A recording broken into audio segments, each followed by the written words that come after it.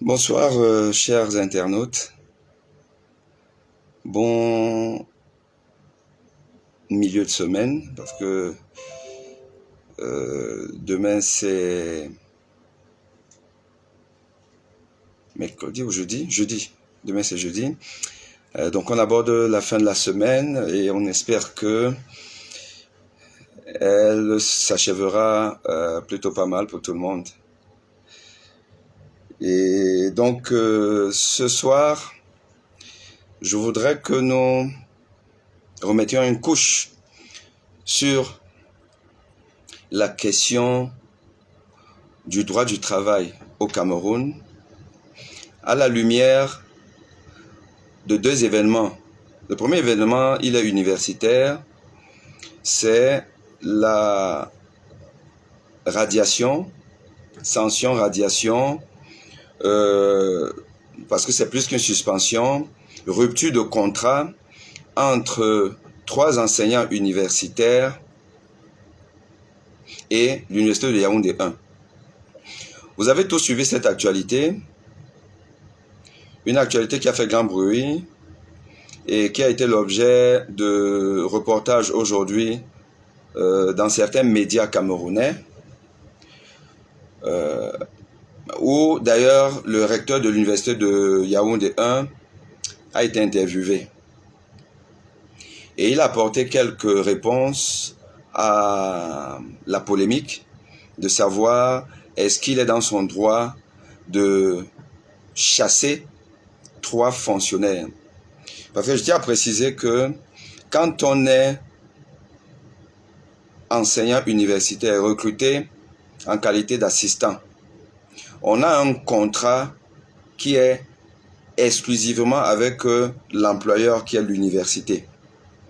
Donc on signe un contrat et dans ce contrat-là, on a des devoirs et des obligations et on est soumis à la bonne grâce du chef d'établissement qui est le recteur de l'université en question. Et ce contrat de 2 ans vous donne l'obligation normalement de changer de grade à la faveur de plusieurs actions, et notamment 3 valences, l'enseignement, l'encadrement des étudiants, en dehors donc des amphis,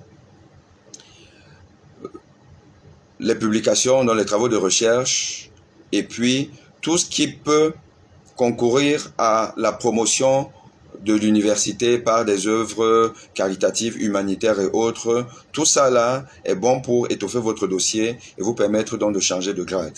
Une fois que vous avez changé de grade et que vous passez d'assistant à chargé de cours, vous avez toujours, vous maintenez votre contrat avec l'université, mais vous êtes déversé dans la famille des enseignants fonctionnaires avec un statut particulier des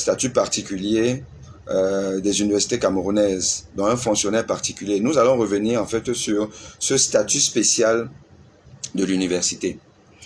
Et donc, la question est de savoir, est-ce que le recteur de l'université de Yaoundé 1 ou toute autre université du Cameroun est dans son bon droit de rompre le contrat qu'il avait signé avec l'enseignant en question il y a quelques années pour le recruter comme assistant? Est-ce que quand cet enseignant a changé de grade, n'est plus assistant, est-ce qu'il est toujours sous la dépendance exclusive de l'université, du recteur, au point où ce recteur peut l'exclure pour faute lourde? Et ça, c'est l'appréciation justement du recteur et même du conseil de discipline. Ou alors, l'enseignant en question va dépendre d'une autorité qui est au-dessus du recteur. Et l'autorité qui est au-dessus du recteur, c'est le ministre de l'enseignement supérieur, qui lui-même a une autorité au-dessus de lui, qui est le président de la République. Donc aujourd'hui, nous allons discuter cette question parce qu'elle fait quand même polémique. Les gens ne savent pas trop. Chacun fait une interprétation un peu comme il a compris ce statut spécial des universités au Cameroun. Donc nous parlerons de ça. Et en avant-première, je vous montrerai peut-être la vidéo de l'interview du recteur de l'université de Douala. Et puis, après avoir vu cette interview du recteur de l'université de Douala, nous allons rentrer dans le corps du débat, le corps du délit, c'est-à-dire les statuts de l'enseignement supérieur, les statuts qui régissent la condition, les droits et les devoirs d'un enseignant dans une université camerounaise. Et puis nous allons atterrir par un cas particulier. Et moi j'aime toujours dire que je suis à l'aise de parler des sujets qui sont peut-être d'ordre général, mais qui se rapportent un peu à mon histoire personnelle. Et je vais aujourd'hui vous donner la preuve de ce que j'ai été victime du même abus de pouvoir que les 3 enseignants de Yaoundé. Et avec une résolution favorable à mon bénéfice de cet abus de pouvoir. Nous parlerons de ça. Et nous allons peut-être un peu aborder le cas de la Fédération camerounaise de football parce que là aussi, aujourd'hui, il est question, à la lumière des résolutions du TAS, il est question justement certainement d'abus de pouvoir au détriment de certaines personnes, notamment de membres du COMEX. Voilà, nous parlons un peu de ça et ça va nous permettre d'avoir une vue un peu plus générale de ce que c'est que le droit du travail au Cameroun. Qu'est-ce que nous les citoyens, devons savoir, comment nous devons revendiquer et qu'est-ce que les chefs d'entreprise, les responsables doivent se donner comme obligation en termes de respect du droit du travail et du droit de l'employé. Ok, donc on y va. Je vous passe d'abord la vidéo.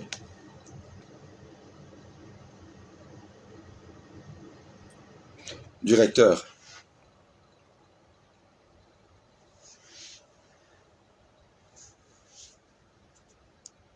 Pour licenciement abusif.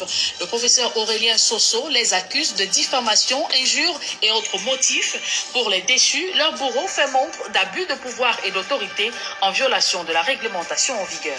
Voilà pour le sommaire. Et que se passe-t-il à l'université de Yaoundé 1? Le recteur de cette institution universitaire vient de licencier 3 enseignants pour faute professionnelle, diffamation et injures, entre autres. Une version de fait bottée en touche par les mis en cause qui accusent le recteur d'abus de pouvoir. L'affaire est devant le tribunal de première instance, centre administratif de Yaoundé. D'autres précisions avec Élisée Bogba, Rodrigue Ngassi, Ben Christy Moudio. Monsieur Maurice Aurélien Soso, retenez en ce 11 août 2023, doit être 20h quelque chose, je vous ai déclaré la guerre. Sur les réseaux sociaux, la vidéo est vite devenue virale. Les docteurs Frido Lenke, Gaston Dongdok et le professeur Damaris Mandop et Pozenyege en colère après leur licenciement de l'université de Yaoundé 1. Pour ces universitaires, la décision du recteur de cette institution est illégale. Nous avons affaire à une décision illégale, absurde, illégitime, incroyable dans un état de droit. Face à cette situation, les enseignants licenciés tournent leur regard vers la tutelle. Si le ministre reste silencieux, cher Camerounais, ça veut dire qu'il est complice de ce qui se passe. Si les autorités restent silencieuses, ça veut dire qu'ils sont complices. Et d'ailleurs, ça ne nous surprendait pas. Le docteur Fridolenke parle dès lors d'un complot ourdi contre sa personne. Je vous prie de ne pas couper le salaire de mes collègues. Parce que tout ce qui se passe, c'est qu'on vise un individu qui ne va pas renoncer à ses convictions. Face à cette vague d'accusations, le recteur de l'université de Yaoundé 1, le professeur Aurélien Soso, assure avoir respecté les textes. C'est une conjonction de textes réglementaires. Le statut spécial ne suffit pas. Mais la loi portant Code du travail règle le problème. Le décret portant statut général des agents de la fonction publique règle le problème. Au-delà des accusations relatives à la décision de licenciement, la crise entre les 3 enseignants et le recteur de l'université de Yaoundé 1 repose également sur des allégations de harcèlement sexuel notamment.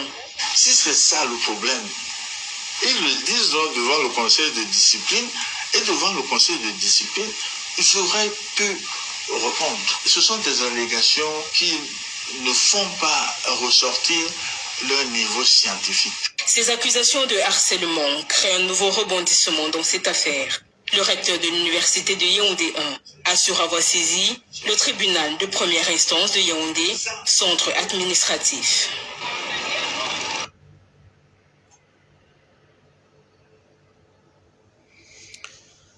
Ok, vous avez écouté. Je reviens dans 30 secondes.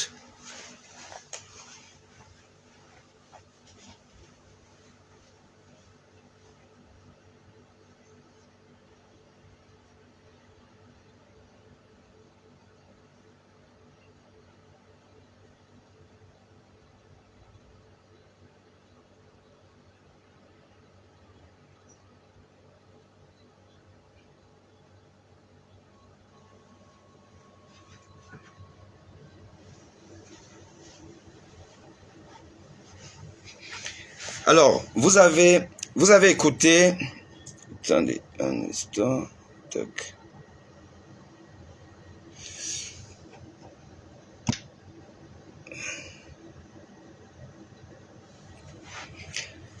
Alors, vous avez écouté le recteur de l'université de Yaoundé, le professeur Aurélien Maurice Soso, qui nous explique que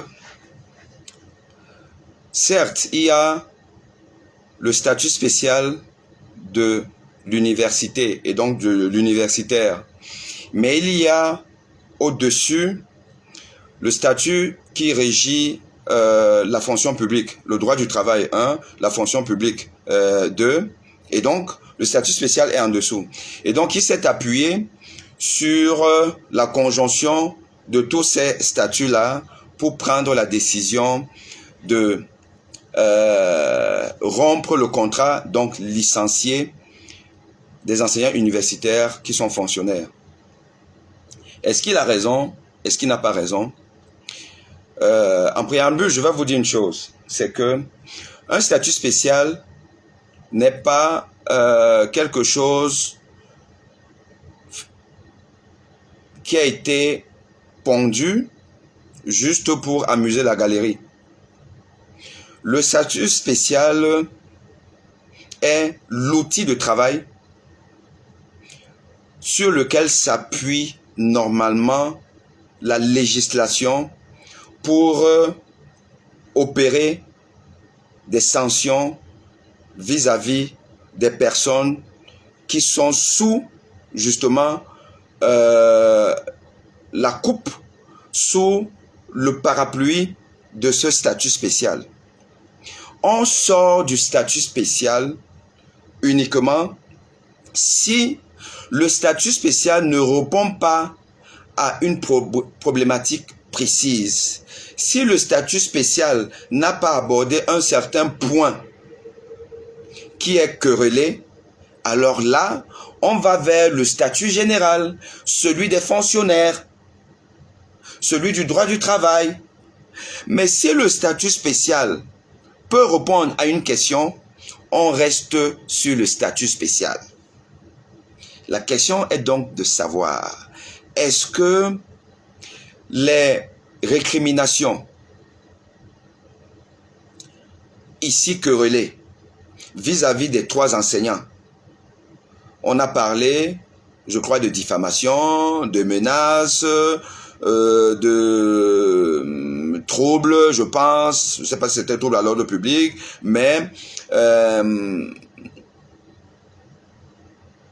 il est question de l'honorabilité de l'université qui a été mise en difficulté par ces enseignants, et donc ils ont été traduits à l'ordre au conseil de discipline pour être sanctionnés et ils ont donc subi la dite sanction. Est-ce que donc les plaintes, le motif de traduction au conseil de discipline, ou les motifs sont traités dans le statut spécial des universités? Et je vous dis oui. Je vous dis oui, clairement. Donc, le professeur Maurice Aurélien Sosso, recteur de l'Université de Douala, n'avait pas besoin d'aller dans le droit du travail et dans le statut des fonctionnaires. Et encore que, même si on y va, je ne suis pas sûr qu'il a raison. Mais bon, soyons factuels. Je vais maintenant vous lire.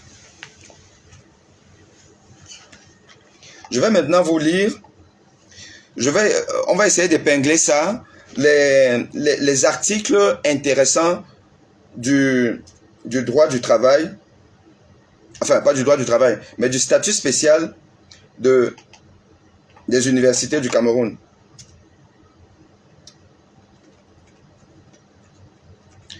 Ceci doit être épinglé. Voilà, c'est épinglé, donc vous pouvez lire. Vous pouvez lire pendant que moi aussi je vais à haute intelligence, vous lire en fait ces dispositions-là. Ce qui nous intéresse ici, là, c'est la rubrique intitulée « De la discipline des enseignants ». C'est en fait le chapitre 7 du statut spécial des enseignants universitaires. Statut spécial, qui est donc le décret de 1993. 1993. Voilà. Les références, vous pouvez les trouver partout. Et nous allons aborder donc le chapitre 7 de la discipline des enseignants. Et plus précisément, l'article 52. On dit, vous l'avez épinglé, donc vous pouvez lire. Sans préjudice de l'application, le cas échéant de la loi pénale, les comportements et les fautes professionnelles cités en l'article 51 ci-dessus peuvent entraîner des sanctions disciplinaires suivantes, classées par ordre de gravité 300. Bon, peut-être qu'il faut revenir sur l'article 51. Article 51, sans préjudice des textes particuliers définissant les obligations des différentes catégories d'agents publics, les comportements et fautes professionnelles passibles de sanctions disciplinaires au sein du présent décret sont ceux relatifs 1. Au manquement aux règles de police générale prévues à l'article 48. 2. Au manquement aux obligations professionnelles et notamment ceux concernant l'assiduité aux enseignements, parce qu'il faut être assidu aux enseignements, bien entendu. La présence effective dans son lieu de service et la participation effective aux activités de recherche. L'encadrement des chercheurs de son unité, les évaluations diverses, l'encadrement des étudiants, la préparation de la surveillance des examens, la correction des copies, la participation au jury d'examen, le décret d'anonymat des sujets et des délibérations des jurys. Donc vous devez être présent partout, là où l'enseignement vous appelle. Entre autres, être présent dans les jurys, encadrer les étudiants. Je vais déjà vous dire que, en réalité, ceux qui bafouent même les statuts spéciaux de l'université, et notamment cet article 51, ce sont les doyens et les recteurs. Vous savez combien de fois les doyens excluent les enseignants des jurys de thèse, alors que c'est une obligation. C'est-à-dire que vous avez l'obligation d'être membre d'un jury quand vous avez un certain statut universitaire. Mais les doyens nous squeeze, nous enlèvent, ne nous donnent pas les jurys, découragent les étudiants pour être encadrés par nous. Ça arrive de manière récurrente, régulière à l'université. Or, ce qui est votre devoir est l'obligation de l'autre. Donc, si j'ai le devoir de participer au jury d'examen, le doyen a l'obligation de me faire participer au jury d'examen. Mais les doyens bafouent ça régulièrement parce que personne ne respecte la loi au Cameroun. Allons-y. Troisièmement, à la participation à la fraude aux examens ou à la complicité, aux tentatives de complicité, à la fraude aux examens. 4. Aux infractions de droit commun. 5. À la participation aux activités subversives. 6. À la participation à toute activité incompatible avec la dignité et la déontologie universitaire. Donc je pense que c'est sur ce point que le professeur Soso s'est un peu appuyé. Activité incompatible avec la dignité et la déontologie universitaire. Voilà. Alors vous voyez que ce point, puisque c'est ce qui est quand même évoqué dans le communiqué de la sanction disciplinaire. On a parlé donc de dignité, d'ontologie. Donc, on est dans le statut spécial. Tout ce qui est invoqué par l'Université de Yaoundé se trouve dans ce statut spécial. Alors maintenant, nous passons dans l'article 52. L'article 52 qui dit donc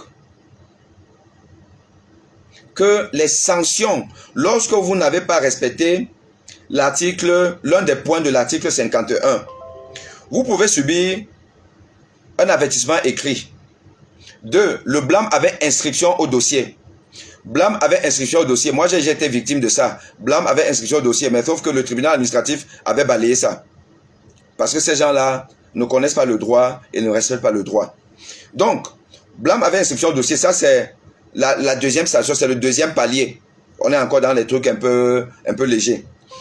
C'est la réprimande qui emporte incapacité d'être membre du conseil d'administration d'une institution universitaire pendant une année. D. Le retard d'un an à l'avancement d'un échelon qui emporte interdiction d'être proposé à l'inscription sur la liste d'aptitude au grade supérieur pendant cette année. C'est-à-dire que vous restez bloqué dans votre grade.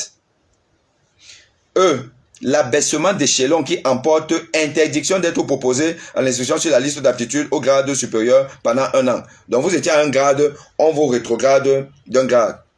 Vous étiez chargé de cours, vous devenez assistant. Vous étiez maître de conférence, vous devenez chargé de cours. Vous étiez professeur titulaire, vous devenez maître de conférence. F. La radiation de l'inscription sur la liste d'aptitude au grade supérieur. L'intéressé ne peut être réinscrit que dans les conditions et suivant les modalités fixées par l'article 17 ci-dessus, après une période de 2 ans révolue. Donc, vous avez 2 ans où vous ne pouvez pas du tout postuler à un grade supérieur. G. La censure qui emporte incapacité d'être membre du conseil d'administration d'une institution universitaire pendant 2 ans. H. La suspension temporaire de fonction. Suspension temporaire de fonction. Retenez ça. Le grade H. La suspension temporaire de fonction. I. Le déplacement d'office pour un emploi en dehors des institutions universitaires sans interdiction d'enseigner. J. L'interdiction d'enseigner pendant une durée fixée par l'acte de sanction. L'interdiction d'enseigner pendant une durée fixée par l'acte de sanction. K. La rétrogradation qui emporte attribution de l'échelon rémunération le plus proche de celui acquis par l'enseignant dans son ancien grade. L. La révocation sans suspension de droit à pension. La révocation sans suspension de droit à pension. Donc on vous renvoie de l'université. M. La révocation avec suspension de droit à pension. N. La révocation avec déchéance des droits à pension. Donc, il y a d'abord suspension de la pension et après il y a déchéance de la pension. Ça c'est N. Petit 2. Les sanctions prévues aux alinéas 7, 8, 9, 10 et 11 emportent pendant une durée de 2 ans. Interdiction d'inscription sur la liste d'aptitude au grade supérieur. Ok. Maintenant, on passe à l'article 53, qui est responsable de l'application de telle ou telle sanction. Et ça, on est en plein dans l'affaire Université de Yaoundé 1. Décision du recteur. Est-ce que c'est lui qui devait prendre cette sanction-là vis-à-vis de nos collègues, de nos compatriotes? Est-ce que c'est lui ou c'est quelqu'un d'autre? Nous sommes en plein dans l'article 53. Soyez attentifs. Les sanctions 1, 2, 3, 4 et 5. Je vais dire que jusqu'au 5,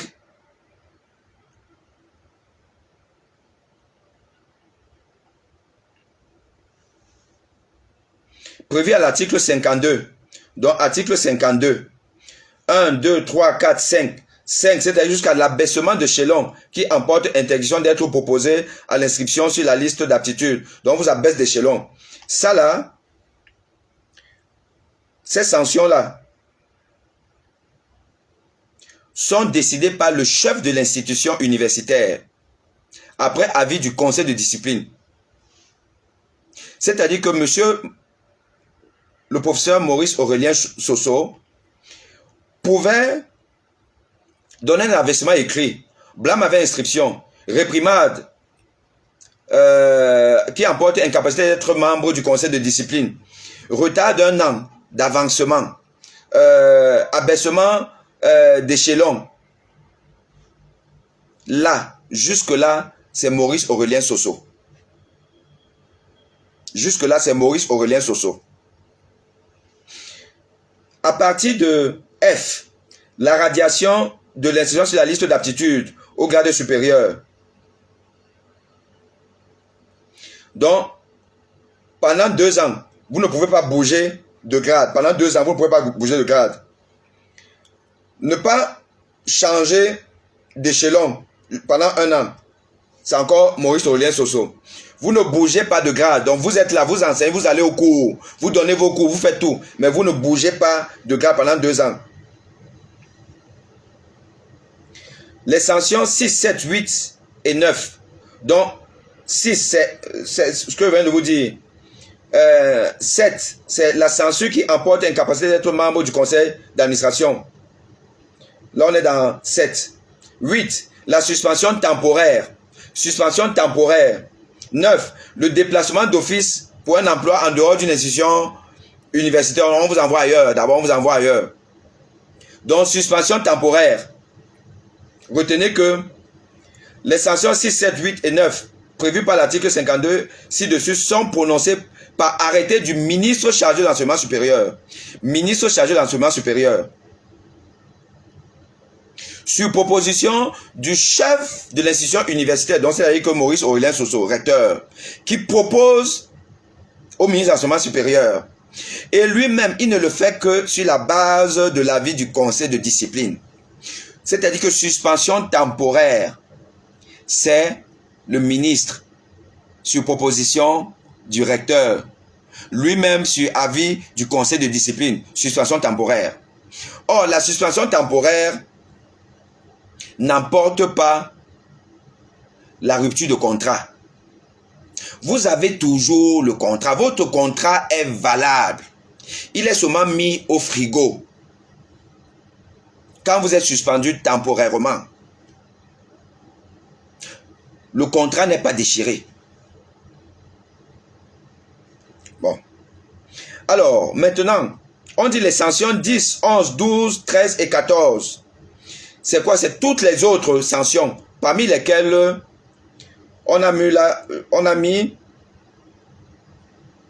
interdiction d'enseigner pendant la durée, interdiction d'enseigner. Rétrogradation qui emporte l'attribution de l'échelon de rémunération le plus proche de celui machin truc. La révocation sans suspension de droit. La révocation avec suspension de droit. La révocation avec déchéance de droit. Donc c'est-à-dire que on vous dit monsieur, vous êtes gentil, mais vraiment vous n'avez rien à faire ici là. Allez, on rompt tout, on déchire tout, ni vu ni connu, on vous connaît pas. Allez, foutez le camp. Là qui le fait, c'est le président de la République. Et je vous lis ça. Je vous lis, vous l'avez là-bas. C'est épinglé. Les sanctions 10, 11, 12, 13 et 14 prévues à l'article 52 ci-dessus sont prononcées par décret du président de la République sur proposition du ministre chargé de l'enseignement supérieur après avis du conseil de discipline et du chef de l'institution universitaire concernée. C'est-à-dire qu'il y a conseil de discipline qui donne un avis. Le recteur suit cet avis, écrit au ministre de l'enseignement supérieur que vraiment le type c'est là, il faut qu'on le chasse. Et le recteur écrit au président de la République que le président de la République vraiment, le type c'est un subversif, vraiment il fait honte à l'institution universitaire, il est dangereux, il boxe tout le monde, il ne peut plus être là. et le président de la République prendre une décision pour renvoyer un fonctionnaire particulier qui est universitaire. C'est ça la Bible de l'institution universitaire camerounaise. C'est ça la Bible. Vous ne pouvez pas évoluer en dehors de cette Bible. Sauf si vous êtes athée. Sauf si vous n'êtes pas croyant. Vous ne croyez à rien. Vous ne croyez même pas à la République. Parce que ici, là, il s'agit de la République. Il s'agit de la République. Mes chers internautes. Il s'agit de la République. Parce que l'université, c'est la fabrique de toutes les forces vives, toutes les élites d'un pays. L'université, aujourd'hui, dans l'approche par compétence, dans sa collaboration avec les entreprises, c'est l'université qui fabrique le travailleur productif. C'est l'université qui dicte le tempo de la croissance économique d'un pays. C'est l'université qui fabrique les enseignants qui vont permettre aux populations d'avoir un niveau d'éducation nécessaire pour pouvoir permettre au pays de compétir dans le leadership international. L'université, c'est le temple du savoir. Comme disait Platon, nul n'entre ici là s'il n'est géomètre. Or, le géomètre, c'est quelqu'un qui respecte la loi, qui respecte le droit, qui est honnête, qui ne ment pas. On a vu le recteur de l'université de Douala, M. Maurice Aurélien Soso, mentir aujourd'hui à Mondovision, puisqu'il a donné une interview aux médias camerounais. Il a menti en disant que il y a une conjonction de statut entre le statut spécial et le statut général du fonctionnaire et le statut, enfin, le droit du travail. Or, il n'avait qu'à s'appuyer sur le statut spécial pour comprendre que il a usurpé des fonctions, des prérogatives du président de la République. Et je vais vous expliquer pourquoi moi, j'ai une affaire pendante qui ne dépend que de moi, je dis encore. Une affaire pendante au tribunal de première instance de Ndokoti, où l'ancien doyen de la faculté de médecine et des sciences pharmaceutiques de l'université de Douala, l'ancien doyen, monsieur le professeur Albert Mouele-Sonnet, peut aller en prison. Je peux foutre ce monsieur en prison. Si nous sommes dans un pays qui respecte les lois, parce qu'il a enfreint 3 prérogatives qui ne sont pas les siennes. Et nous allons maintenant lire. Je vous mettrai ça. Malheureusement, je ne peux pas épingler ce document. Je vous le lis d'abord et après, on pourra en discuter. Il s'agit de quoi? Il s'agit de ce que le 16 novembre 2017, le document est ici, là. Vous n'allez peut-être pas le voir bien, mais je vous le mets. Celui qui peut zoomer pourra voir. Document du 16 novembre 2017. Le voici ici, là. C'est ce document.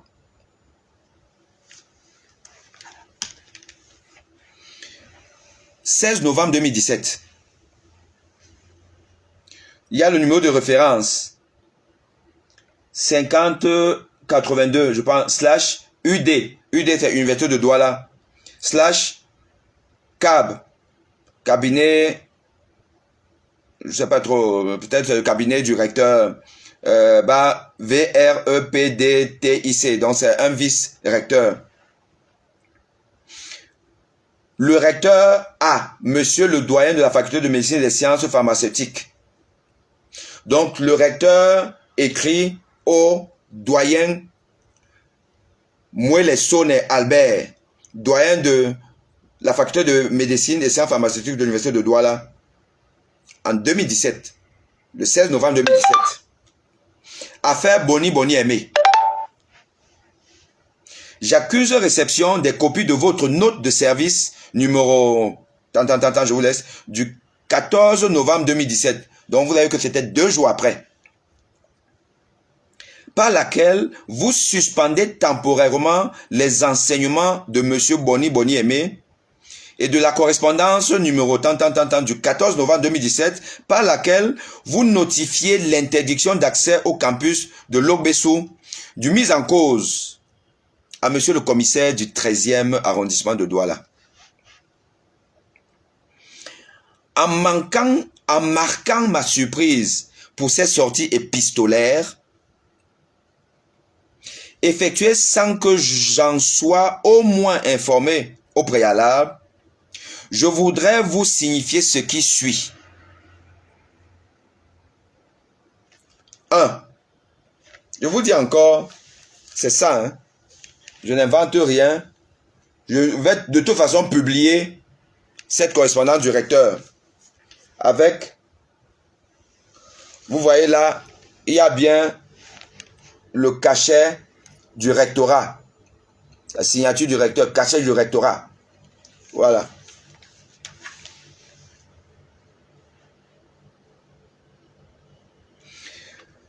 L'exercice de l'action disciplinaire visant les enseignants est formellement encadré par le décret numéro 93/030 du 19 janvier 1993 portant organisation administrative et académique de l'université de Douala. Les textes que je viens de vous lire là, l'université de Douala a ça, l'université de Yaoundé, chaque université a ça, mais c'est le même texte. Et le décret numéro 93/035 du 19 janvier 93 portant statut spécial des personnels de l'enseignement supérieur. Article 51 à 62. Vous savez que on a lu tout à l'heure l'article 51. On a lu l'article 52. On a lu l'article 53. Là, on lui rappelle jusqu'à l'article 62. Bon, on n'a pas lu ça parce que c'était peut-être pas très important. Donc, le recteur de l'université de Douala de l'époque rappelle à son doyen ces articles. Le recteur de Yaoundé 1, qui est même le recteur des recteurs, lui ne connaît pas ce statut spécial. Vous voulez dire qu'il ne connaît pas ça? En 2017, ce statut existait déjà parce qu'il date de 1993. Et ce recteur, c'est le plus ancien des recteurs, il est toujours là. De toute façon, il n'a jamais bougé. Donc en 2017, il était recteur. En 1993, il était déjà au moins doyen, puis il faut lire. Donc il sait ça. Il est sûrement passé outre parce qu'il se sent puissant. Il se sent puissant. Donc, on rappelle au doyen déjà le cadre juridique qui entoure toute activité disciplinaire dans une université. Et en deuxième, on lui dit la suspension temporaire de fonction visant un enseignant est de la compétence du ministre de l'enseignement supérieur après avis du conseil de discipline. Entre parenthèses, article 51 alinéa 2 du décret 93/035 du 19 janvier 1993 portant statut spécial des personnels de l'enseignement supérieur. Et article 18, alinéa 2 du décret 93/030 du 19 janvier 1980 portant organisation administrative et académique de l'université de Douala. On lui rappelle ça. Donc on lui dit que la suspension temporaire, ce n'est pas lui, que c'est le ministre. La suspension définitive des enseignements dont vous faites mention dans votre lettre adressée au commissaire du 13e arrondissement est de la compétence exclusive du président de la République. Sur proposition du ministre de l'Enseignement supérieur, après avis du conseil de discipline, article 18, alinéa 3 du statut de l'université de Douala et article 51, alinéa 3 du décret, voilà, que je vous ai dit, du statut spécial. En 4, on lui dit, l'exercice des franchises universitaires et de la police générale de l'institution est de la compétence du recteur. Aucun membre des forces de l'ordre et aucun huissier de justice ne peuvent pénétrer ou exercer un mandat de justice contre un membre de la communauté universitaire sans l'autorisation spéciale écrite du chef de l'institution universitaire. Et on poursuit. Au regard de ce qui précède, je vous engage à bien vouloir initier une procédure disciplinaire à l'encontre du présumé contrevenant, dont il convient de rappeler qu'il est présumé innocent jusqu'à l'établissement de sa culpabilité, le cas échéant. Voilà.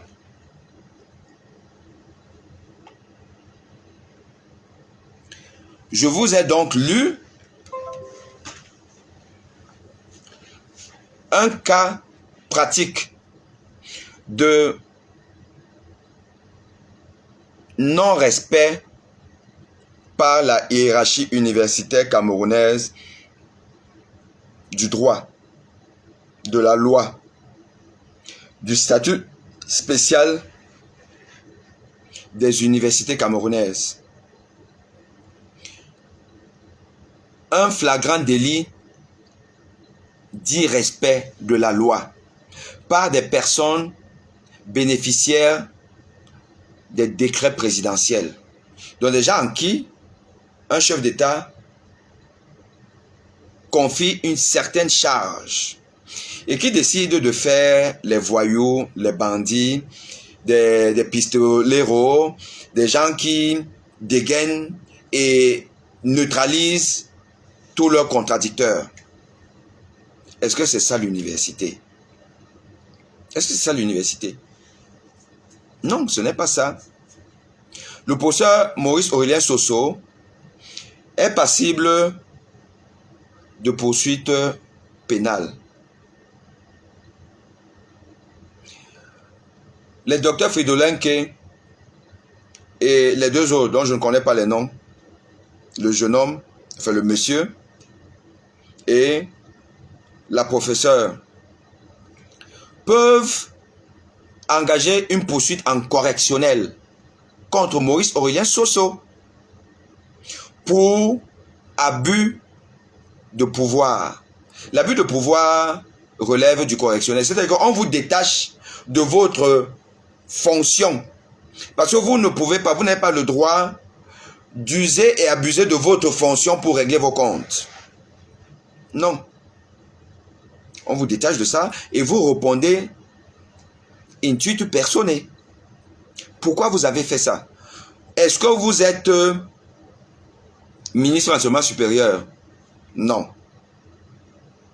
Est-ce que vous êtes président de la République? Non. Et pourquoi vous revoquez des enseignants? Sanctions prévues dans les statuts spéciaux et sous la responsabilité unique du président de la République. Vous n'aviez qu'à suggérer, puisque le conseil, on dit que le conseil de discipline, on dit que bon, on vous renvoie, ok, il n'y a pas de problème. Mais vous confiez cette patate chaude au ministre de l'enseignement supérieur, qui prend ses responsabilités. Encore que lui-même, il ne peut pas prendre la décision. Et balance la patate chaude au président de la République, qui est souverain, il fait ce qu'il veut. Mais vous décidez d'être maintenant président de la République. Mais normalement, je ne sais pas si c'est différent de ce que Titus Edo avait fait, hein, en disant que bon, lui maintenant, il va être président de la République, voilà, ben vraiment, l'autre là, il ne fait pas le boulot, alors que il est juste une fabrication du président de la République. Parce que Titus Edo n'était rien du tout. Était un simple médecin, peut-être bon médecin ou pas, je ne sais pas, c'est pas ça le propos, mais il n'était rien du tout. Il est devenu quelqu'un jusqu'à devenir le vice-dieu, secrétaire général de la présidence de la République, grâce à M. Paul Biya. Et subitement, vous venez dire que ben, le type là, franchement, il fait rien, c'est un ennemi de l'État. Bon, moi, je suis bon, je suis meilleur, je suis candidat à la République. Candidat à président de la République. Bon, écoute, il a eu ce qu'il a eu. Je ne suis pas en train de dire qu'il faut encourager la violence. Il faut encourager des attitudes qui ressemblent un peu au Far West ou alors la Cosa Nostra. Parce que vous savez que le clan sicilien, hein, c'est pas compliqué. Hein? Dès que tu rentres là, tu commences à manger, machin, tu dis que tu sors de là, mais tu sais comment tu vas sortir. Tu es dans un cercueil. Ça, c'est la mafia sicilienne. Un État démocratique ne peut pas ressembler à la mafia. Donc, je ne suis pas en train d'encourager le fait que des gens qui, finalement, veulent se désolidariser de leur créateur, qu'ils subissent les plus affreuses sanctions si elles ne respectent pas le droit. Non, moi, c'est pas mon propos, je dis pas ça. Mais je dis qu'on sait tout ce que Titus Edouard a subi.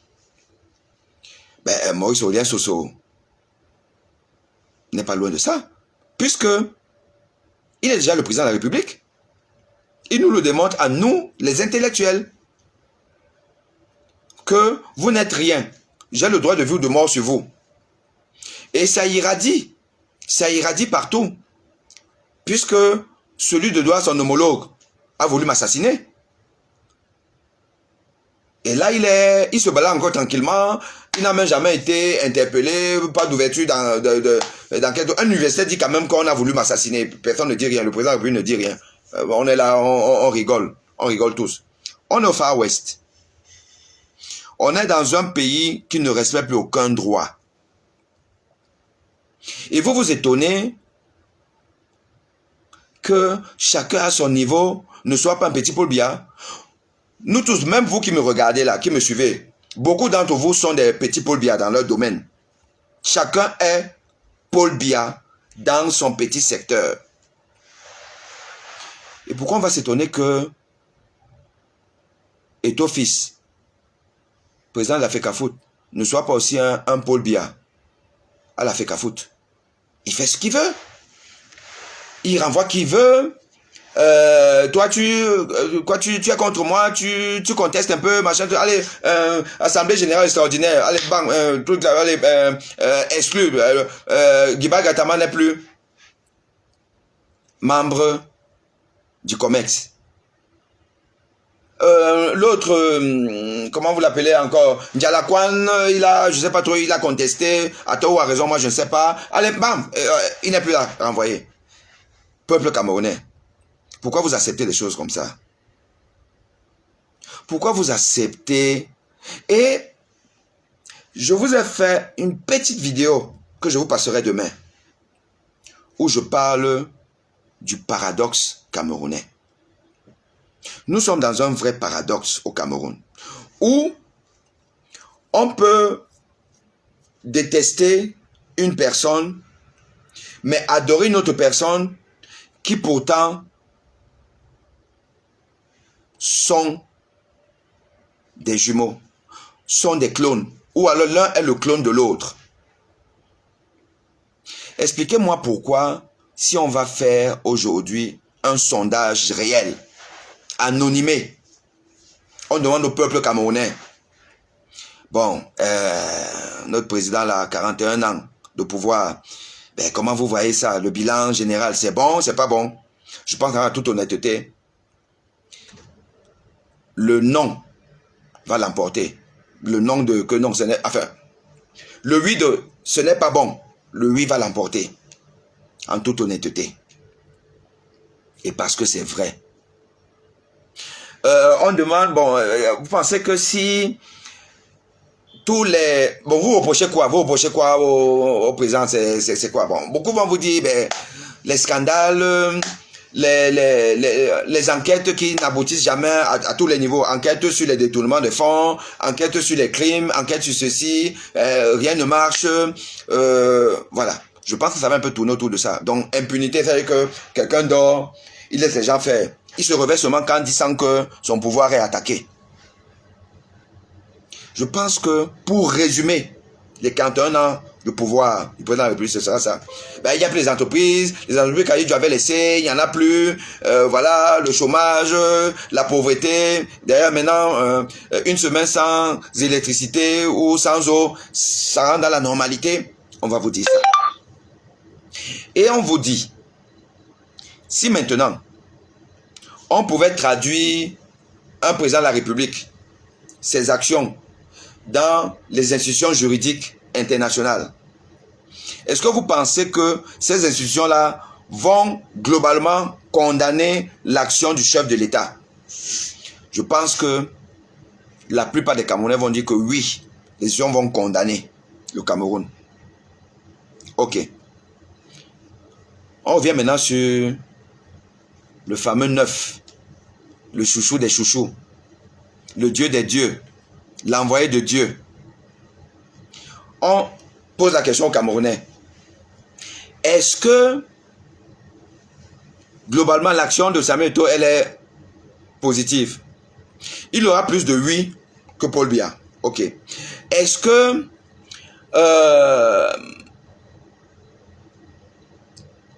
il y a des choses sérieuses qui peuvent lui être reprochées? Il aura plus de non que le président Paul Biya. On va poser la question, est-ce que il y a quand même une certaine forme d'autocratie, de dictature de la pensée? Est-ce qu'il écarte quand même ceux qui ne lui font pas la calakou? Je crois que beaucoup vont dire, ben oui, mais non, donc ça va être nuancé. Bon, est-ce que quand même, il y a des choses qu'on lui reproche? Est-ce que convoquer, exclure des membres d'un comité comme ça là, enlever l'entraîneur national, changer d'équipementier, tout ça là, est-ce que vous pensez que les institutions juridiques internationales qui le condamnent ne l'aiment pas seulement, le détestent, ces institutions sont jalouses, ou alors quand même il y a une base juridique qui justifie ces sanctions? Mais c'est oui. Alors, expliquez-nous un peu. Comment se fait-il que quelqu'un qui est quand même coupable de faits objectivement répréhensibles, et on peut citer quand même un certain nombre de choses, comment se fait-il que ça aurait été quelqu'un d'autre que ceux qui le supportent aujourd'hui n'auraient pas supporté cet autre-là pour les mêmes faits? Qu'est-ce qui explique que quelqu'un qui se veut lui-même le clone de celui dont que vous rejetez, le président de la République, qui vous a même appelé en 2018 à voter, qui vous a appelé à voter pour celui-là que vous rejetez. Et ce n'est pas aujourd'hui que vous rejetez le président de la République. Puisque d'ailleurs, on nous dit que en 90, l'élection de... Excusez-moi, je suis un peu ignorant de certains aspects de l'histoire politique du Cameroun, parce qu'il vaut même mieux oublier ça, parce que ça donne mal à la tête. Quand on vous dit qu'il y a eu l'élection, que celui qui a vraiment gagné, n'est pas celui qui a pris le poste de président en 90 ou en 91 ou en 92, je ne sais même plus. On vous dit ça. Et beaucoup de gens vous disent que le président du Conseil de la Cour suprême, que le nom qu'il a lu là, que ce n'était pas le bon nom. Et finalement, c'est rentré dans la normalité. Si c'est vrai, ce fait-là, ça veut dire que c'est là où la bascule du Cameroun s'est opérée. Et qu'au Cameroun, nous avons fini par normaliser l'imposture. Parce que si le président Paul Biya a perdu l'élection de 90, 91, 92, je ne sais plus trop, s'il a réellement perdu ça, mais qu'il est là encore aujourd'hui, légitime, à sanctionner tout, attendre quand il va donner le coup d'envoi pour telle ou telle procédure et tout ça là. Ça veut dire qu'on entend nous dire que un malfrat gouverne le pays. C'est ce qu'on nous dit. Donc moi, je n'ai pas envie de croire à ça. Si on nous dit que Paul Biya a perdu l'élection en 80... Tu dois rappeler moi là. C'était même quand. Bref. Qu'il a perdu l'élection. Que Foundi a gagné. Mais qu'il y a eu des pressions. Mais pourquoi allons-nous condamner l'enfant qui triche à l'école? Qui triche à l'école? Qui utilise le bord? On l'attrape. Et on le sanctionne. Pourquoi on va condamner Mebengo et consorts d'avoir détourné l'argent de machin tout et tout? Puisque détourner 10 milliards, 1 milliard, machin truc là. Mais c'est quoi par rapport à détourner tout un pays? Parce que ça, on appelle ça le détournement d'un pays. Si c'est vrai. Et pourquoi est-ce que on refuserait Eto'o, dire que non, moi, ce n'est plus 4 ans. Maintenant, c'est... moi, c'est 7 ans. On devrait comprendre. L'homme n'est que le produit de son milieu. Il faut quand même suivre l'exemple qui vient d'en haut. Et c'est pour ça que Eto'o nous a dit, ben, votez-le. Peut-être parce qu'il savait qu'il va venir lui-même aussi changer la constitution de la FECAFOOT pour s'éterniser. Puisque M. Paul Biya a changé la constitution du Cameroun pour continuer à se présenter aux élections. Il a changé, on le sait, en 96. Il a changé pour s'éterniser au pouvoir. Et vous savez que George Weah, président du Libéria, dernièrement, nous dit que, ben écoutez, si vous ne voulez pas qu'il y ait des coups d'État militaires en Afrique, ben, que nous, les hommes politiques, cessons de faire des coups d'État institutionnels ou constitutionnels. Cessons de changer les constitutions pour s'éterniser au pouvoir. C'est de ça qu'il s'agit. Donc, ce qui veut dire que le changement de la constitution par M. Paul Biya en 96, ce n'est pas républicain. Il n'y a aucun être humain qui est né pour prendre le pouvoir et mourir au pouvoir. Que vous avez des papas qui ont même déjà des petits-enfants de 40 ans. Parce que quand on a 40 ans, on peut avoir des enfants, même les petits-enfants, les petits-petits-enfants, les arrière-petits-enfants. Il suffit d'avoir commencé les affaires là tôt, comme moi. Vous pouvez les avoir. Donc, au nom de quelle logique un monsieur de 40 ans ne peut en avoir connu qu'un seul président? Soyez un peu sérieux. Et quand c'est même le cas, ce bonhomme de 40 ans, il vit dans quelles conditions? Vous voyez même les conditions d'un Camerounais vivant au Cameroun. Vous voyez les conditions. Vous demandez que même Dieu là, même Dieu, on dit que Dieu existe. Ouais, même Dieu. Dieu, tu oublies certains pays? Tu oublies certains pays? Mais c'est donc de ça qu'il s'agit. Pourquoi vous voulez que Maurice Aurélien Soso respecte le droit quand il sait que le droit n'est pas droit au Cameroun? Quand il sait que c'est la jungle. Chacun jongle là-haut. Et d'ailleurs, si moi, je suis un président qui a jonglé, qui a tripatouillé, qui a changé la constitution, qui a même dit au président de La Cour suprême. Que bon, écoute, toi tu connais, non? C'est moi qui t'ai nommé. Et ta retraite, tu la veux prospère, non? Bon.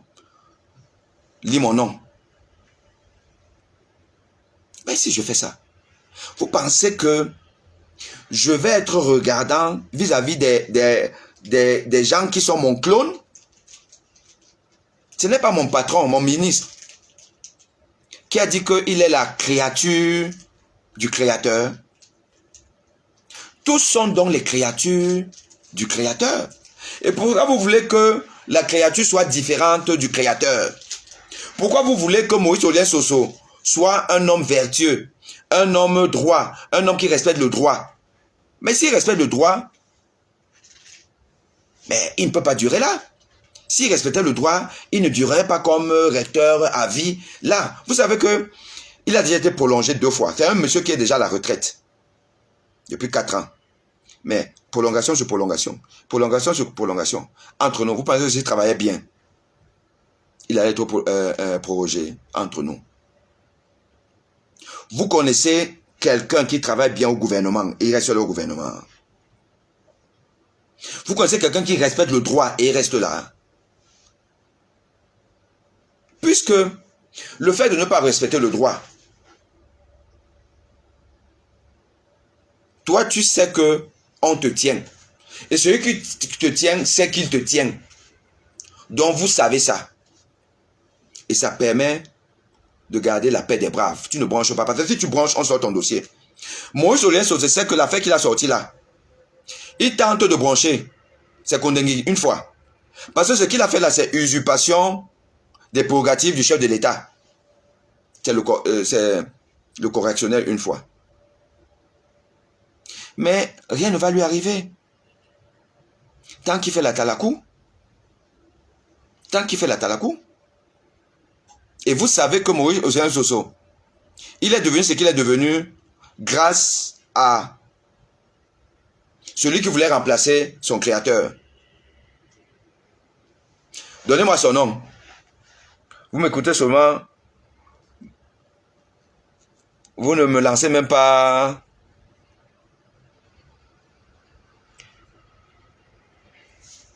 quelques euros là.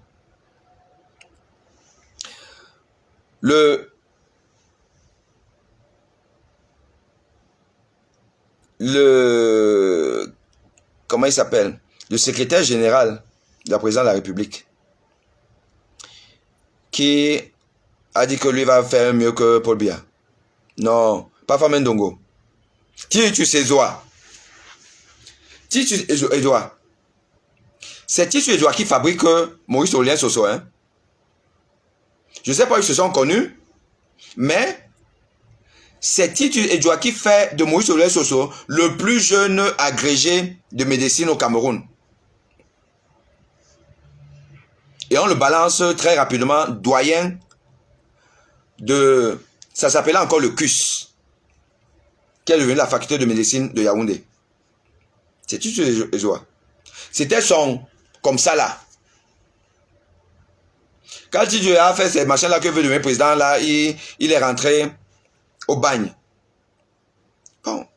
Mon oncle Moïse Olien Soso, c'est quand même un homme intelligent, malin.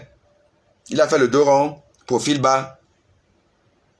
Quand on a compris que bon, il n'est ni de près ni de loin mêlé à ses velléités présidentielles, bon, il est parti de loin pour recommencer à remonter tout doucement, hein, mais tranquillement. C'est un homme intelligent.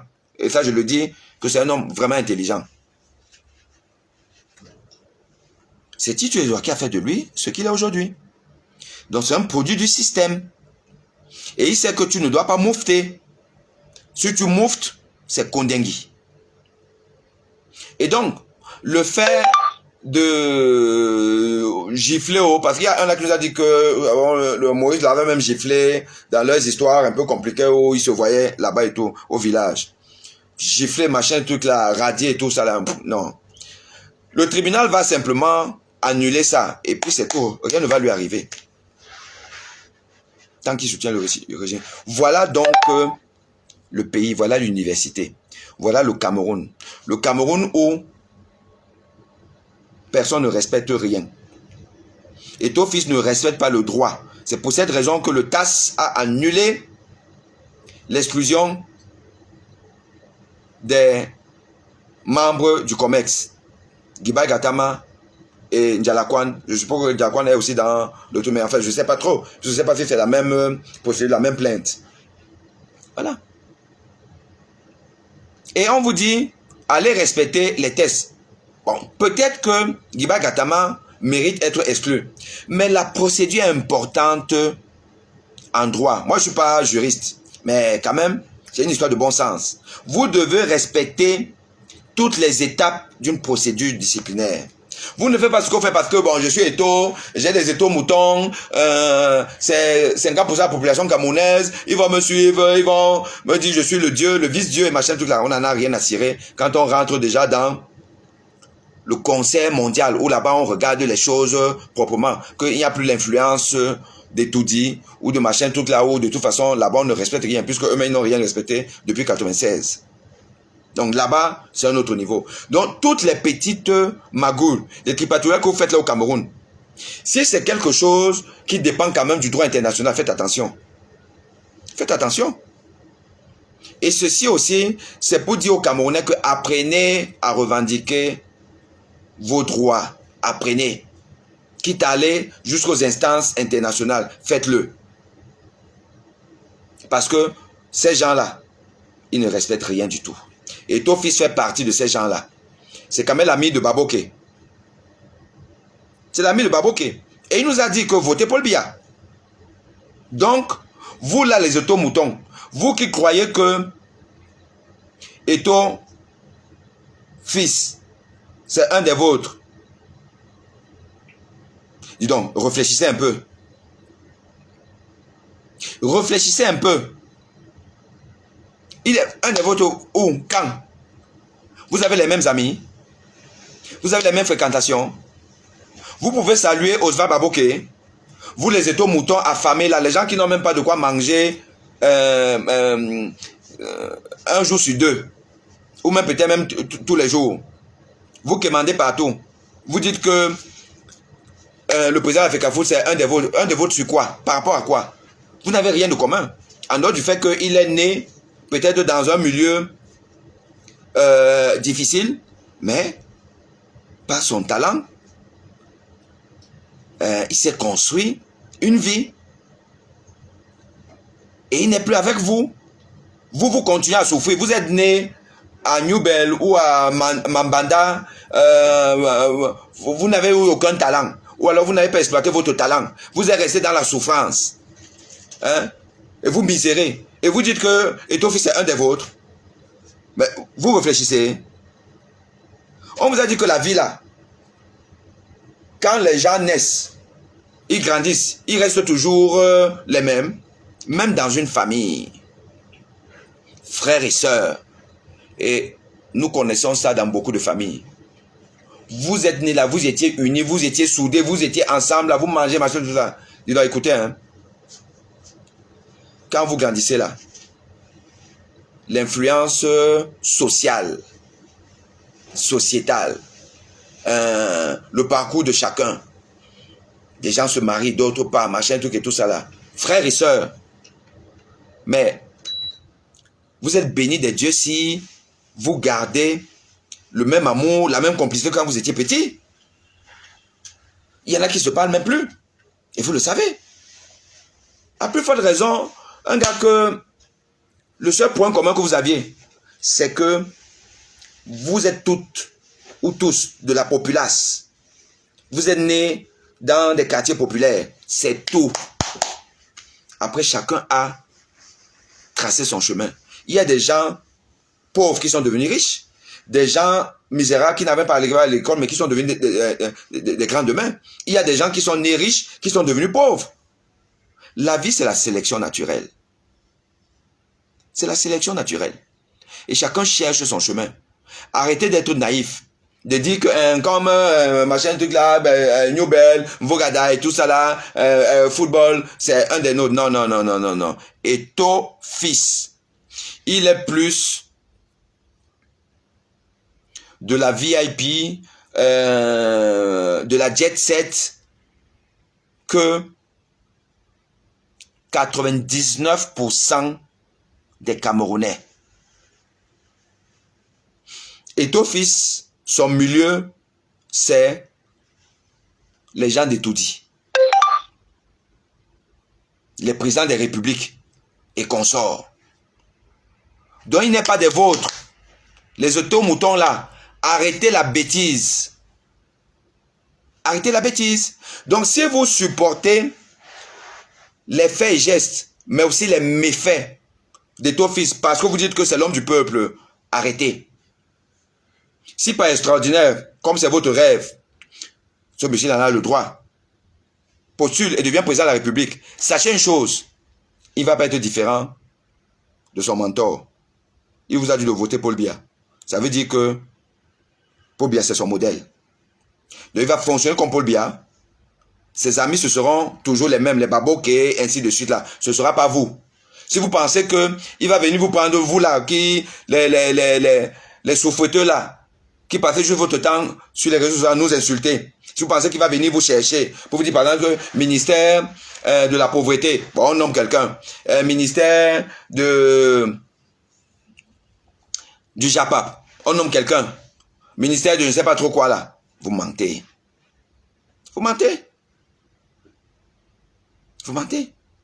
Il y a des gens qui sont nés dans un milieu social très élevé, mais qui sont plus dans leur âme, dans leur fait et geste, qui sont plus des gens du peuple, que certains qui sont nés dans des conditions compliquées, mais qui, par la force des choses, se sont fait une réputation. Non. Réfléchissez. Eto'o-Fils, par sa gouvernance chaotique, de dictature, d'ego surdimensionné, de paranoïa, il a beaucoup fait du mal au football camerounais. Je suis désolé. Vos arguments sur lesquels il a joué, machin, il a mis le nom du Cameroun partout. Mila a mis le nom du Cameroun beaucoup plus haut. Eto'o-Fils a mis le nom de Barcelone, de Chelsea, Inter de Milan très haut. Le Cameroun, le maillot du Cameroun, oui, il a participé, mais il n'est pas le premier.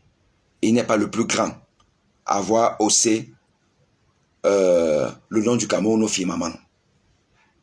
Roger Mila l'a fait avant lui. Thomas Nkono, Bel Joseph Antoine, Abega Théophile, Bidarantes et consorts. Mais ce n'est pas de ça qu'il s'agit. Et je termine avec ça. Ce n'est pas de ça qu'il s'agit. Il ne s'agit pas de dire qu'on a mis quelqu'un en haut. Mettre même où? Le fait que le nom du Cameroun soit donc en haut grâce au football, entre nous, ça a apporté le développement. Ça a développé quoi? On nous parle d'un médecin camerounais, chirurgien, qui fait le tour du Cameroun avec son bus pour nous soigner, pour vous soigner gratuitement. Docteur, quelque chose, vous allez me donner son nom ici, là. Qui a même été décoré à l'ambassade de France à Yaoundé. J'ai vu ça. Vous parlez de lui. Est-ce que vous parlez de ce médecin? Vous savez combien de vies il sauve? Peuple camerounais. C'est la malédiction. Quelqu'un qui a tapé au ballon. Oui, qui a très bien tapé au ballon. Il est devenu le rêve de tout Camerounais. L'alpha et l'oméga. Pour avoir tapé au ballon. Jusqu'à voulu pardonner même les pires des conneries. Parce que vous dites qu'il a mis le Cameroun en haut. Vous mettez le Cameroun en haut. Et après vous le mettez en bas. Vous savez ce que c'est que être condamné par les juridictions internationales. Où on doit se dire, mais ce pays-là, il n'y a pas de juristes là-bas. Il n'y a pas de juriste à la FECAFOOT pour concocter un faux truc, une fausse assemblée générale extraordinaire qui ne faisait rien et que le secrétaire général que M. Eto'o-Fils a nommé, parce que lui qui nomme tous ces gens, il ne nomme que les incompétents, comme son créateur ou son mentor, M. Paul Biya, ne nomme que des incompétents. Le secrétaire général de la FECAFOOT, apparemment il est juriste, ou il est même peut-être avocat. Regardez alors quelqu'un. On va te faire, tu vas perdre un procès parce qu'on dit que tu n'as pas respecté la procédure. Vous n'avez pas honte. Hein? Si vous n'avez pas honte, les étaux-moutons, on m'a déjà appris qu'on vous appelle, comment s'appelle le nom du club là? Il y a maintenant un nom là. Ibu Football Club. Les Ibu Football Club là. Si vous n'avez pas honte, nous avons honte. Et ayez pitié de nous. Ayez pitié de nous. Tous les médias internationaux, par exemple, Eto'o-Fils, machin truc là, corruption, un match truqué, un machin truc là. Entre nous. Je veux bien croire il peut avoir fumé sans feu. Je veux bien croire. Mais ça fait beaucoup avec Eto'o-Fils. Bon Dieu, ça fait beaucoup. Depuis que Eto'o est devenu le leader de l'équipe nationale du Cameroun. Que les Patrick Mboma, les Somba Anak lui ont laissé le flambeau. Il n'y a que des affaires compliquées. Il n'y a que des affaires compliquées. On nous appelle l'histoire des montres, de ceci là. Alexandre nous a même dit que garde du corps dans un rassemblement où là, ils appellent son garde du corps. Ils ont dû maîtriser le garde du corps. Un footballeur qui marche avec le garde du corps dans un rassemblement de l'équipe nationale. Vous êtes normaux. Vous vous imaginez si votre monsieur là devient ce que George Weah est au Libéria.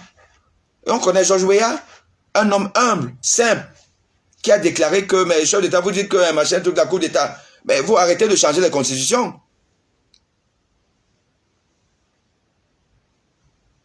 Eto'o président de la République, mais la dictature que vous allez voir, vous les Eto'o-moutons là, vous allez fuir le Cameroun. Parce que vous allez être tellement maltraités, violentés, que vous n'allez pas comprendre ce qui vous arrive. Un footballeur, mais j'ai joué au football. Le football, on dit que c'est l'amitié, c'est le fair play. Un footballeur qui vient au stade de l'équipe nationale avec un garde du corps qui est un militaire ou un policier, machin truc. Alexandre Song l'a dit, moi je n'invente rien. C'est lui qui l'a dit. Il donne les montres, si tu ne prends pas, c'est que bon, tu le contestes, machin, tout. Est-ce que vous comprenez que on peut faire du bien dans la vie? L'histoire va retenir que le mal qu'on fait. Vous voulez que je vous répète ça? Hein? Vous pouvez faire tout le bien du monde. L'histoire ne va retenir que le mal que vous avez fait, c'est-à-dire que à la fin de votre parcours, vous pouvez avoir donc mis le nom du Cameroun, moi Aimé Boni. Quand on préparait la Coupe du Monde 2002, où les bookmakers disaient que le Cameroun, c'est au moins les demi-finales, on a joué un match amical contre le Danemark. Au Danemark. Cameroun-Danemark, au Danemark. Je fais partie des rares Camerounais qui étaient au stade. Et je dis rares Camerounais ne vivant pas au Danemark. Je suis parti de Paris avec un ami et mon épouse. On a roulé. C'est moi qui conduisais. Parce que mon ami ne conduisait pas. On a roulé de Paris à Copenhague. Je ne sais plus combien d'heures de route. Tant on est arrivé, peut-être à peine 1 ou 2 heures avant le match. On a regardé le match. On a salué les lions. J'ai serré la main de ton fils en lui disant, fils, nous sommes derrière vous. Un moment de communion. Un enfant jovial, il est venu là, au public, il nous a pris là. Il a dit que vraiment, on a besoin de vous.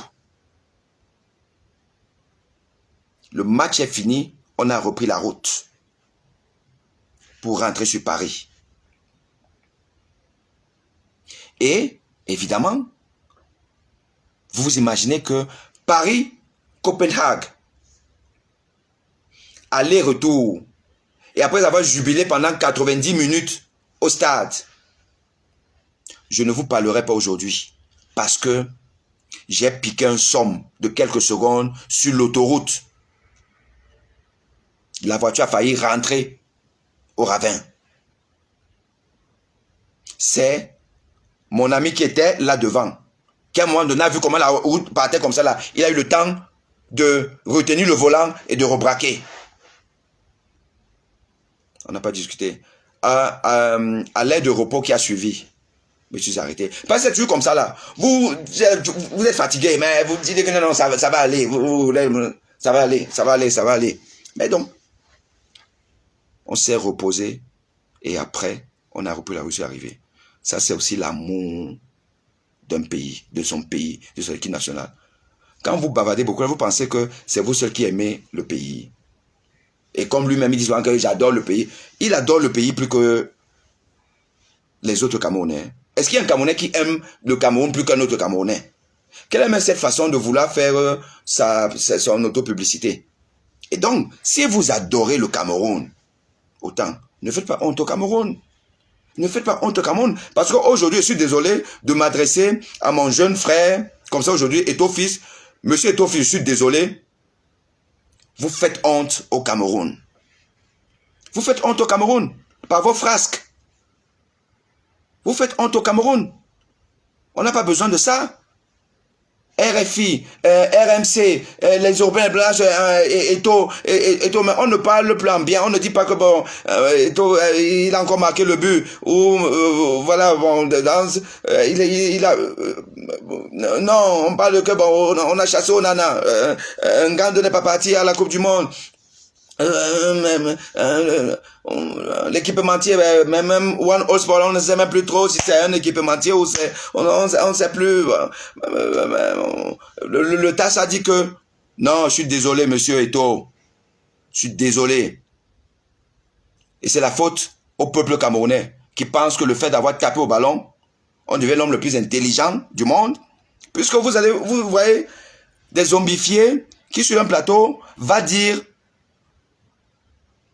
un enseignant universitaire, médecin de son état, va en médecine, tu ne connais pas les choses. On n'est pas en train de parler du football en tant que jouer au ballon.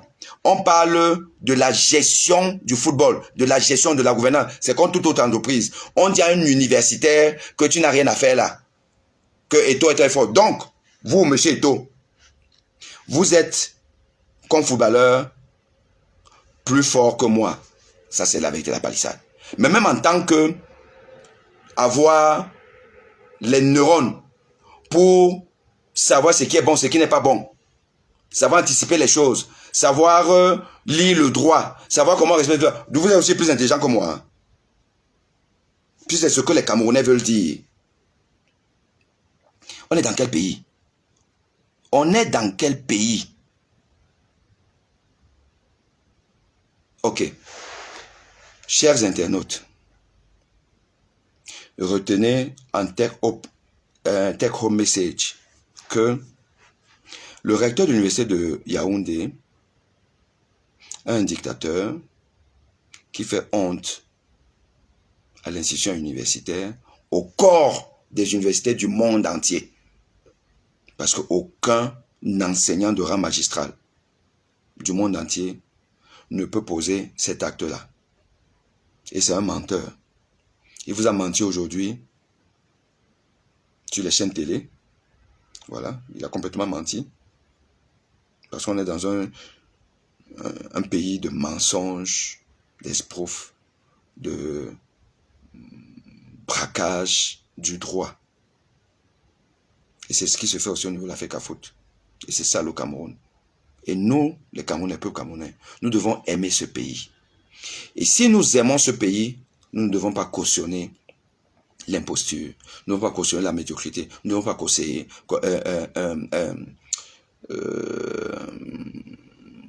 promouvoir la violence, l'incompétence, le culte de la personnalité, le fanatisme. On ne se développe pas avec ça. Et le football ne développe pas un pays. Ça participe au bien-être d'une population. Mais cessons de croire que le football est devenu l'activité économique la plus lucrative, la plus intéressante d'un pays. Passons à autre chose. Je dis à mon frère Fridolenke et aux autres universitaires, reprenons-nous en main. Formons un corps uni, solide, pour lutter contre la dictature imposée. Je vous dis à très vite.